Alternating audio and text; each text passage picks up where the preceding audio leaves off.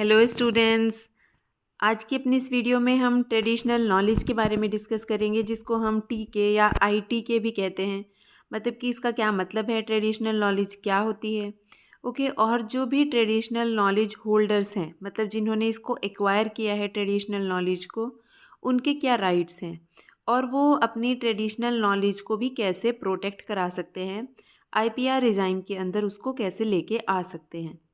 तो सबसे पहले कि जो ट्रेडिशनल नॉलेज नॉलेज है उसका मतलब क्या है, टीके का मीनिंग क्या है, क्या होती है ट्रेडिशनल नॉलेज। हम कह सकते हैं कि जो ट्रेडिशनल नॉलेज है वो एक मॉडर्न टर्म है जिसका डायरेक्ट लिंक है हमारे जो ट्रेडिशन है और कल्चर है उसके साथ। ओके, कल्चर हम कह सकते हैं कि एक रिस्पेक्टिव कंट्री का कल्चर, या एक रिस्पेक्टिव कंट्री में भी एक पर्टिकुलर रीजन का जो कल्चर है, या डिफरेंट डिफरेंट कंट्रीज़ हैं जो एक वर्ल्ड में, उनका जो कल्चर है उससे रिलेटेड जो भी नॉलेज होती है। ओके, जो हमारी क्या कहलाती है, ट्रेडिशनल नॉलेज कहलाती है। और ये जो ट्रेडिशनल नॉलेज होती है ये एक कम्युनिटी बेस्ड फंक्शनल सिस्टम होता है। आप कह सकते हैं कि जो ट्रेडिशनल नॉलेज है वो पूरी एक कम्युनिटी से एसोसिएटेड होती है। आप फॉर एग्जांपल जैसे कि इंडियन सिस्टम है, वहाँ पे एक जो डिफरेंट डिफरेंट आपके स्टेट्स हैं, हर एक स्टेट की अपना एक स्पेसिफिक कल्चर है और एक स्पेसिफिक उनका वे ऑफ स्टाइलिंग है, वे ऑफ लाइफ है, उनका स्पेसिफिक फूड है, जो कि हम जो भी जनरेशन आफ्टर जनरेशन हम क्या करते आ रहे हैं, वो लोग उसको फॉलो करते हुए आ रहे हैं। तो वो जो एक सिस्टम बन गया है, वो जो नॉलेज बन गई है उनकी, वो एक पर्टिकुलर कम्युनिटी को बिलोंग करती है, उस स्टेट की। उसी को हम क्या बोलते हैं, ट्रेडिशनल नॉलेज बोलते हैं। इसलिए हमने बोला है कि ये जो ट्रेडिशनल नॉलेज है ये एक कम्युनिटी बेस्ड फंक्शनल सिस्टम है जो कि डेवलप हुआ है और प्रिजर्व किया गया है उस पर्टिकुलर कम्युनिटी के लोगों द्वारा, जनरेशन आफ्टर जनरेशन। ठीक है, मतलब कि ये एक जनरेशन का नहीं है, ये जो सालों से जो हमारे दादा परदादा उनकी जो जनरेशन है उससे पहले से जितनी भी हमारी चलती आ रही हैं, वो अपनी अगली अगली जनरेशन को ये जो आपकी नॉलेज है उसको ट्रांसफ़र करते हैं। हम जो भी हम फॉर एग्जांपल कोई रिलीजन फॉलो करते हैं तो हम उससे रिलेटेड जितने भी जो हमारी एक्टिविटीज़ हैं वो हम किससे सीखते हैं, अपनी जो पहली वाली जनरेशन है, अपने जो फादर हैं, मदर हैं, या हमारे जो ग्रैंड पेरेंट्स होते हैं, हम उनसे सीखते हैं। इसी तरीके से हम कौन से जो आपके ट्रेडिशन हैं या फेस्टिवल हैं या ट्रेडिशनल डांस है, वो सारी चीज़ें हम अपनी पुरानी जनरेशन से हम सीखते हैं।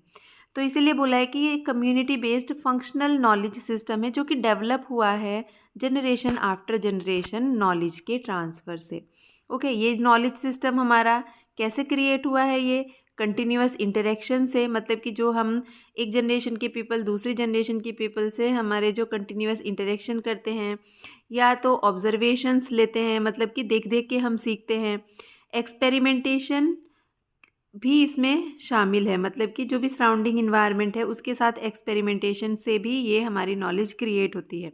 फॉर एग्जांपल जो ट्रेडिशनल मेडिकेशन सिस्टम है, यानी कि जो ट्रेडिशनली जो हर्ब्स हैं हम उनको यूज़ करते थे पुराने ज़माने से, डिफरेंट डिफरेंट जो बीमारियां होती है ना, इलनेस होती है, उनके ट्रीटमेंट के लिए। तो ये एक्सपेरिमेंटेशन से आई है ना ये नॉलेज, तो इसीलिए ये जितनी भी चीज़ें हैं ये एक नॉलेज सिस्टम क्रिएट हुआ है कंटिन्यूअस इंटरेक्शन, ऑब्जर्वेशन, एक्सपेरिमेंटेशन से, अपने सराउंडिंग इन्वायरमेंट में जो भी सिचुएशन हुई उसके हिसाब से।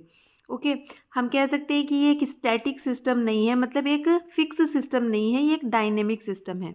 डायनेमिक सिस्टम का मतलब होता है कि टाइम टू टाइम जिसमें चेंजेस आते रहते हैं, मतलब कि जो भी कंडीशन आई है उसके अकॉर्डिंग उसमें चेंज आते हैं, इसलिए इसको बोला है कि ये डायनेमिक सिस्टम है जो कि हमेशा चेंज होता रहता है, नई नई चीज़ों को अडेप्ट करता रहता है। और जो भी लोकल और रिलीजियस प्रैक्टिसेस है किसी पर्टिकुलर कम्युनिटी की, किसी पर्टिकुलर रिलीजन की, या जो भी वहाँ पे रहते हैं लोग लोग जो रहते हैं एक पर्टिकुलर इन्वायरमेंट में, एरिया में, वहाँ के लोग टाइम टू टाइम क्या करते हैं, कुछ अडेप्ट करते हैं, नई चीज़ें एडजस्ट करते हैं चीज़ों को दूसरी कम्युनिटी के हिसाब से भी। तो ये सारी चीज़ों को मिला के ये जो ट्रेडिशनल नॉलेज सिस्टम है ये बना है। ओके, और जो ये सिस्टम है ये बहुत सारी चीज़ों से मिलके बना है, जैसे कि इसमें इंक्लूड है जो विजडम है, हमारे जो पुराने लोग हैं, पूर्वज हम कह सकते हैं, उनकी जितनी भी उन्होंने जो नॉलेज गेन की अपनी विजडम से, है ना, अपने जो ब्रेन है उससे, फिर उन्होंने उसको टीच किया, दूसरों को बताया आगे, मतलब उसको फैलाया। और उन्होंने जो भी एक्सपीरियंस गेन किए उस टाइम पे, उनके बेसिस पे उन्होंने उसको फिर आगे मतलब ओरली बोल के अपनी दूसरी जनरेशन्स में ट्रांसफ़र किया। तो इसलिए इन ये जो सारी जो इन्फॉर्मेशन है, नॉलेज है, विजडम है, जो पुराने ज़माने की, या तो रिटन में भी है, कई जगह पे डॉक्यूमेंटेशन मिलता है हमें जो पुराने ज़माने का है, जो लिखा हुआ कहीं कहीं हमें जब खुदाई होती है, या जो भी आपका नई नई जगह पे हमें मिलता रहता है रिटन फॉर्म में, जो आपकी पुरानी नॉलेज है, ट्रेडिशनल नॉलेज है। और ज़्यादातर हमें क्या है, ओरली जो हम अपने पुराने मतलब जो पूर्वज हैं उनसे सुनते आए हैं, उसके बेसिस पे ये पूरा एक एक कह सकते हैं कि एक ट्रेडिशनल नॉलेज बैंक क्रिएट किया गया है। ओके, और जो ट्रेडिशनल नॉलेज है उसको हम commonly traditional knowledge, indigenous knowledge, traditional environmental knowledge TEK, local knowledge भी कहते हैं, और इसको पॉपुलरली हम ITK भी कहते हैं, यानी इंडिजिनस ट्रेडिशनल नॉलेज। देन इसकी कुछ फिक्स डेफिनेशन तो नहीं है, बिकॉज ये क्या है, एक मल्टीलेटरल सिस्टम है, हम कह सकते हैं बहुत सारे इसमें फैक्टर्स इन्वॉल्व हैं। बट जो हम इसको डिफाइन कर सकते हैं डिफरेंट डिफरेंट तरीके से, जैसे कि traditional knowledge refers to the knowledge, innovations and practices of indigenous people often transmitted orally from generation to generation. तो ये सिंपल डेफिनेशन है कि जो भी ट्रेडिशनल नॉलेज है वो उस नॉलेज को, इनोवेशंस को, जो प्रैक्टिसेस हैं, पैकेजेस हैं, जो भी एक पर्टिकुलर जगह के लोग फॉलो करते हैं, उसको हम ट्रेडिशनल नॉलेज कहते हैं, और वो ट्रांसमिट की जाती है बोल बोल के, जनरेशन आफ्टर जनरेशन। हम कह सकते हैं कि जो ट्रेडिशनल नॉलेज है, it is possessed by indigenous people and communities in one और मोर सोसाइटीज़ एंड इन वन और मोर पैटर्न। तो इसका मतलब है कि जो इंडिजिनस नॉलेज है हमारी पीपल्स की, इंडिजिनस पीपल की, यानी कि एक पर्टिकुलर जगह पे जो लोग बिलोंग करते हैं, एक पर्टिकुलर कम्युनिटी में, सोसाइटी में जो रहते हैं, उनकी ये एक कंबाइंड नॉलेज है। ठीक है, कलेक्टिवली ये एक कह सकते हैं कि कलेक्टिवली वो पर्टिकुलर कम्युनिटी उस ट्रेडिशनल नॉलेज को ओन करती है, मतलब उसकी वो मालिक है। और ये नॉलेज किसी भी बारे में हो सकती है, किसी आर्ट के बारे में, किसी पर्टिकुलर एरिया के जो स्पेसिफिक डांस होते हैं उनके बारे में, म्यूज़िक के बारे में, मेडिसिन के बारे में, फूड के बारे में, प्लांट बायोडाइवर्सिटी के बारे में कि कितने कितने डिफरेंट टाइप के जो प्लांट्स हैं वो होते हैं, उनके बारे में अलग अलग, यानी कि यूजेस। हमें कई बार होता है ना कि कोई एक पर्टिकुलर प्लांट स्पीशीज़ है, उसका हमें एक एक ही यूज़ पता है। ठीक है, कोई दूसरे पीपल होंगे, कोई दूसरी कम्युनिटी होगी, वो उसको किसी और तरीके से यूज़ करती होगी, तो ये उनकी ट्रेडिशनल नॉलेज है। ठीक है, यानी एक ही चीज़ के हम डिफरेंट डिफरेंट यूज़ हो सकते हैं डिफरेंट डिफरेंट कम्युनिटीज़ में। तो ये सब लिटरेचर हो गया पुराना, डिज़ाइंस, या जितने भी डिफरेंट डिफरेंट जो पुरानी कह सकते हैं कि हम जो लिटरेचर है, वो सब कलेक्टिवली क्या है, उनका ट्रेडिशनल नॉलेज है। और इसको एक्सप्रेस कैसे किया जाता है, इन the form of stories, in the form of old जो सॉन्ग्स होते हैं, फोकलोर जो होती हैं, ठीक है, कल्चरल वैल्यूज़ हो गए, बिलीव्स हो गए, रिचुअल्स हो गए, उन सब की फॉर्म में इसको एक्सप्रेस किया जाता है। ठीक है, और वाइपो ने एक डेफिनेशन दी है, अकॉर्डिंग टू वाइपो ट्रेडिशनल नॉलेज क्या है, it is knowledge, know how, skills and practices that are developed, sustained and passed on from generation to generation within a community, often forming parts of its cultural or spiritual identity. So different different definition है, हम अपने हिसाब से अपनी definition set कर सकते हैं, because traditional knowledge में बहुत सारे फैक्टर्स इन्वॉल्व हैं।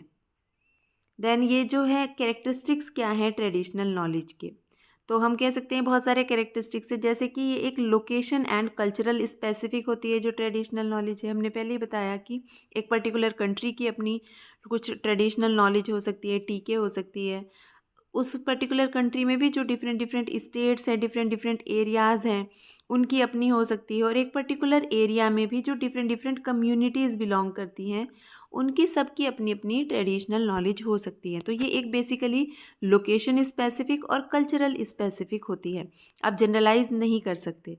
Then generated within communities. तो ये जो ट्रेडिशनल नॉलेज है ये एक जनरेशन से दूसरी जनरेशन, तीसरी जनरेशन, चौथी जनरेशन, एक पर्टिकुलर कम्युनिटी में ये ट्रांसफ़र होती रहती है। तो बेसिकली जनरेट कहाँ पे होती है? कम्युनिटीज़ में होती है।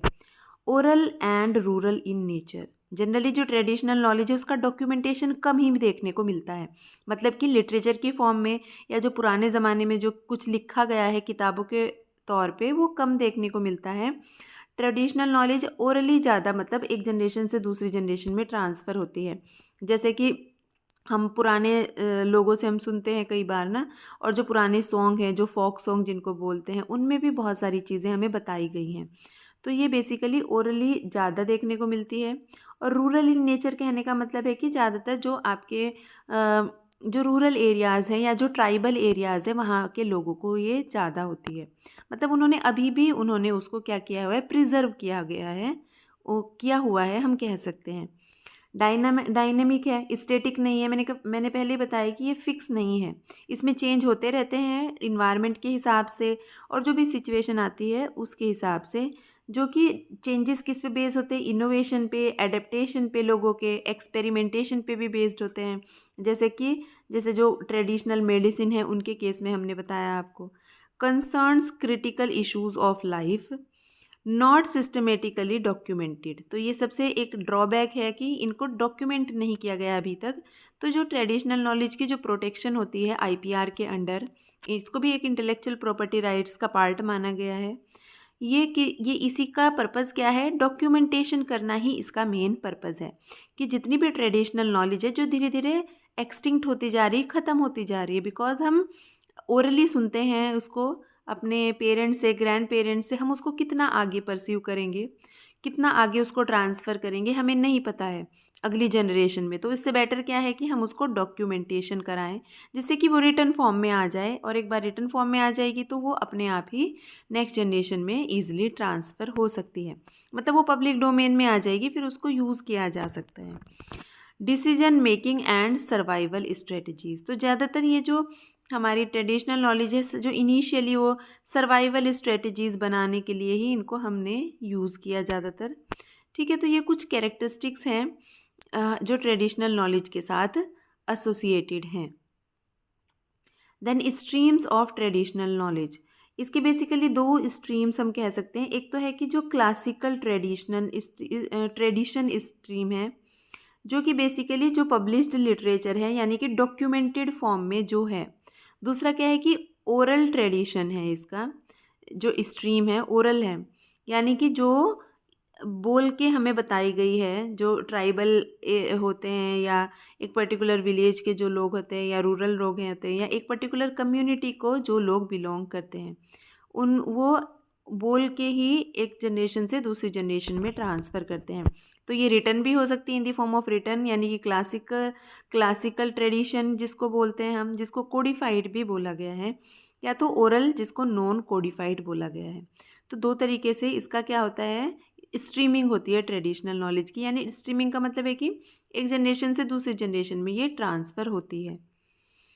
International initiatives for protection of टीके, यानी ट्रेडिशनल नॉलेज को प्रोटेक्शन, बिकॉज हमने बोला कि इसको भी आईपीआर सिस्टम के अंडर लाया गया है कि बिकॉज इसको भी हमने माना है कि ये क्रिएशन ऑफ माइंड है ना, ये एक पर्टिकुलर कम्युनिटी के लोगों के द्वारा ये सारी चीज़ें बनाई गई हैं, ये नॉलेज बनाई गई है, ये इकट्ठा किए गए हैं पॉइंट्स कि हम फॉर एग्जांपल किसी पर्टिकुलर हर्ब को एज अ मेडिसिन किन किन बीमारियों में यूज़ कर सकते हैं। तो ये बनाया गया है उनके, जो भी हम कह सकते हैं उनकी जो ओल्ड जनरेशन्स थी। तो ये पर्टिकुलर नॉलेज है उनका माइंड का क्रिएशन है और ये उनकी कम्युनिटी को बिलोंग करता है।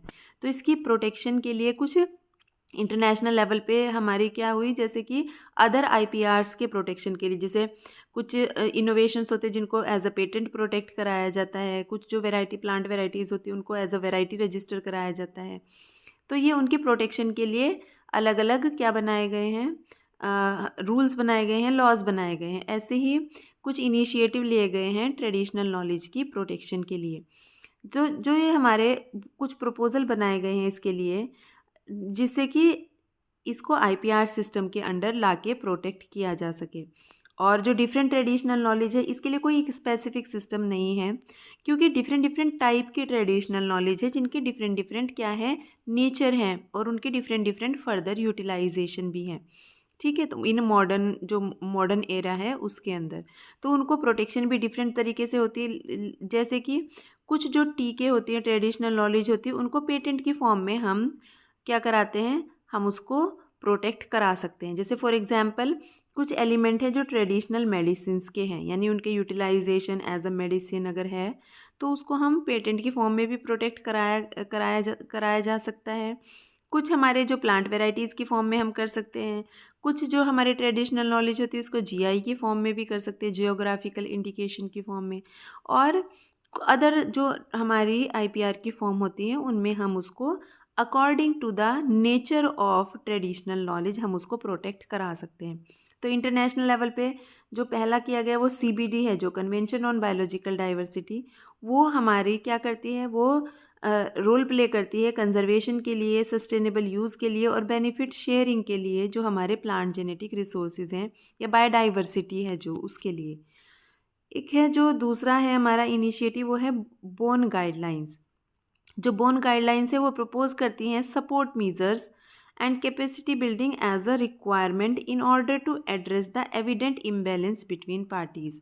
मतलब कि जो यूज़र है और जो ट्रेडिशनल नॉलेज का जो होल्डर है उनके बीच में कि कैसे सपोर्ट हो करें एक दूसरे को और कैसे वो उनके बीच में बैलेंस बने, उसके लिए बोन गाइडलाइंस दी गई हैं।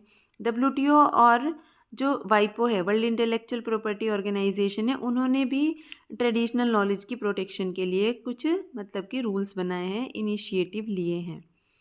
देन हम क्यों कराएं जो हमारे प्रोटेक्शन है ट्रेडिशनल नॉलेज का, और कैसे जो बेनिफिट्स हैं वो टीके होल्डर हैं जो ट्रेडिशनल नॉलेज जिनके पास है उनको मिल सकते हैं। सबसे पहले तो कि ये क्या करता है, ये क्रिएट करता है इक्विटी एंड लाइवलीहुड इम्प्रूवमेंट, यानी कि जो ट्रेडिशनल नॉलेज होल्डर्स हैं उनके लिए बेनिफिट शेयरिंग का एक प्रोविज़न है कि अगर उनकी हम ट्रेडिशनल नॉलेज को यूज़ कर रहे हैं तो उनको कुछ बेनिफिट में शेयरिंग मिलेगी। ठीक है, जिससे कि उनका लाइवलीहुड जो है इम्प्रूव होगा, उनकी जो भी उनकी सिचुएशन है एट प्रेजेंट वो इकोनॉमिकली बूस्ट हो सकती है।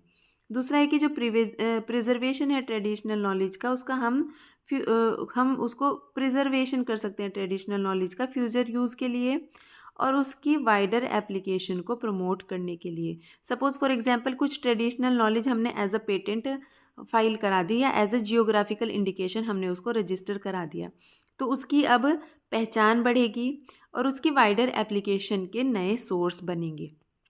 प्रिजर्वेशन हो जाएगा, मतलब कि जो ट्रेडिशनल नॉलेज है उसका डॉक्यूमेंटेशन हो जाएगा। अब उसके एक्सटिंक्शन का, ख़त्म होने का कोई खतरा नहीं है, बिकॉज जो ओरल ट्रांसमिशन हो रहा है वो कभी भी रुक सकता है ना। मान लो हमने अपने जो पेरेंट्स हैं उनसे हमने कुछ ट्रेडिशनल नॉलेज सीखी ही नहीं, तो वो ट्रेडिशनल नॉलेज हमारे पेरेंट्स से हमें हमारी जनरेशन में ट्रांसफ़र नहीं हुई।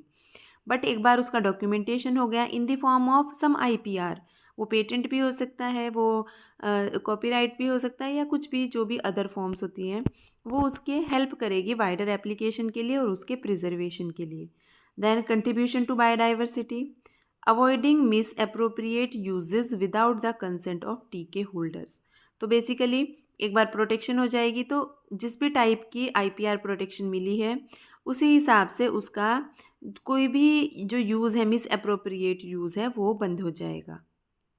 देन ये कुछ राइट्स हैं जो टीके होल्डर्स को दिए गए हैं, मतलब कि जो टीके होल्डर है, ट्रेडिशनल नॉलेज होल्डर है, उसके लिए अगर वो उसको रजिस्टर कराता है, जैसे वो रजिस्टर कराएगा उसको उस टाइप के राइट्स मिलेंगे। फॉर एग्जांपल अगर वो पेटेंट की फॉर्म में रजिस्टर करा रहा है तो उसको जो भी पेटेंट्स के बेनिफिट हैं जो एक पेटेंट होल्डर को मिलते हैं, ठीक है, वो उसको मिलेंगे। अगर वो कॉपीराइट की फॉर्म में है, जो अभी हमारा ट्रेडिशनल नॉलेज है उसका डॉक्यूमेंटेशन हुआ है, तो जो कॉपीराइट में जो बेनिफिट मिलते हैं एक कॉपीराइटेड प्रोडक्ट पे, वो सब उसको मिलेंगे। तो ऐसे ही according to the nature of the traditional knowledge उसको बेनिफिट मिलेंगे। ठीक है, बेनिफिट शेयरिंग का भी प्रोविज़न है, जो अगर वो उसको एज अ जैसे सीबीडी में हमें बताया गया ना, कन्वेंशन ऑन बायोलॉजिकल डाइवर्सिटी में, कि बेनिफिट शेयरिंग का एक प्रोविज़न दिया गया है कि अगर हम उनका प्रोडक्ट मटेरियल यूज़ करेंगे उनकी ट्रेडिशनल नॉलेज, तो बदले में उनको बेनिफिट में शेयर मिलेगा। ठीक है, ये ट्रांसपेरेंसी को एनहांस करता है। ठीक है, और ये जो प्रोटेक्शन है ट्रेडिशनल कल्चरल एक्सप्रेशंस की, उनको इंश्योर करता है, बिकॉज एक बार डॉक्यूमेंटेशन हो गया तो प्रोटेक्शन हो जाएगी कंप्लीट। ठीक है, इनोवेशन एंड क्रिएटिविटी को प्रमोट करता है, बिकॉज ये क्या है, जो दूसरे जो भी टीके होल्डर्स हैं उनको भी ये प्रमोट करेगा कि वो अपनी जो भी ट्रेडिशनल नॉलेज है उसको ये प्रोटेक्ट कराएं। ठीक है, एम्पावर होल्डर्स ऑफ टीके इन the form of economic benefit. Okay, यानी बेनिफिट शेयरिंग की फॉर्म में, या जो अगर वो पेटेंट की फॉर्म में उसको रजिस्टर करा रहे हैं तो उनको इकोनॉमिक बेनिफिट मिलेगा, जिससे उनमें क्या होगा, एक एम्पावरमेंट आएगा। तो ये आपके कुछ राइट्स हैं जो टीके होल्डर्स अवेल कर सकते हैं, वो अपनी जो भी ट्रेडिशनल नॉलेज है उसको इंटेलेक्चुअल प्रॉपर्टी राइट्स के अंडर लाके और उसको प्रोटेक्ट करा के। So thank you so much.